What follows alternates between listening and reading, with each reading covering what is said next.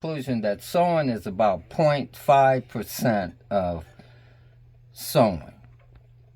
All the other 99.95% is all the other things you do in your daily life, like washing, everything. Also going to get fabric, washing the fabric, ironing the fabric, but everything.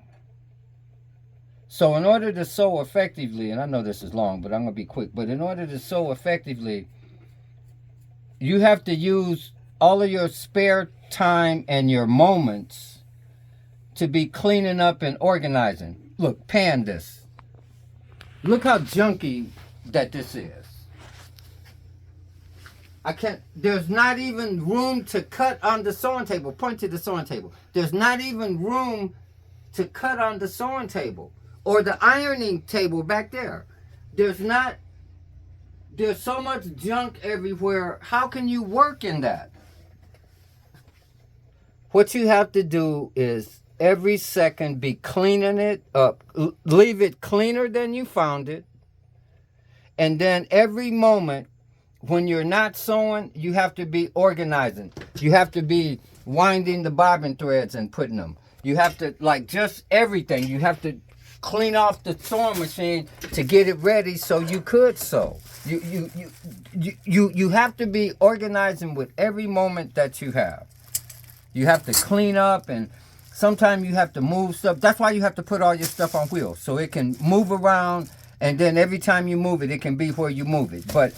And when you have a sewing factory, I live in a sewing factory, things have to flow through. So anyway, so I'm through with that, but you have to use all of your moments cleaning up your house, washing, doing everything that you have to do. Okay, and the way the table gets junky, because you throw all of the stuff on there, and then you got to sort it out. But you have to work every second. Okay, now the two things that you have to do to sew are, you have to know when something goes wrong with the machine, like if say you have to change the presser foot, or you have to put a new needle because you broke the needle, or you have to get a bobbin. You have to change the bobbin, and you have to wind the bobbin, or maybe you just have to rethread the needle. Okay, that's one thing. Two things you have to know. One is what to do when something goes wrong with the machine. You thread the needle, you put the presser foot, you put the bobbin in the case, you wind the bobbin. It's only about 8 or 10 things. Okay? And then the other thing is you have to know all of the construction procedures for memory.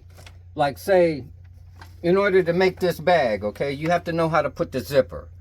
Okay, you have to know how to put the zipper. You have to know how to put the handle.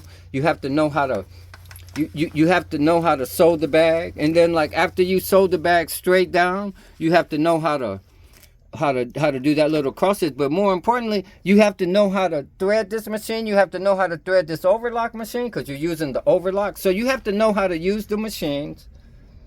And really, you have to know how to kind of thread them from memory. Although, you can look. After you thread them a bunch of times, you're going to know. Okay? But you can also get the books on YouTube. Another thing, you have to buy all of the stuff. You have to buy this and all of these, and you have to buy all of the fabric. You have to buy the zippers. You have to buy the thread. Okay, then you have to buy the sewing books so that you could read the books to learn, because you could only learn so much just on your own. You want to get books. You want to watch videos. In fact, I be watching videos of people that sew. I don't really tell you guys. I should. But then you'll watch them and not watch me. No, I'm just joking. But on the serious, man, they got some really good sewing videos that I watch that are really, really good. So anyway, but yeah, so the two things are what to do when something goes wrong with the machine. And the second thing, you have to know all of your stitches from memory, like how to make a collar, how to make a cuff, how to make a pattern. You have to know all of that stuff from memory. All right.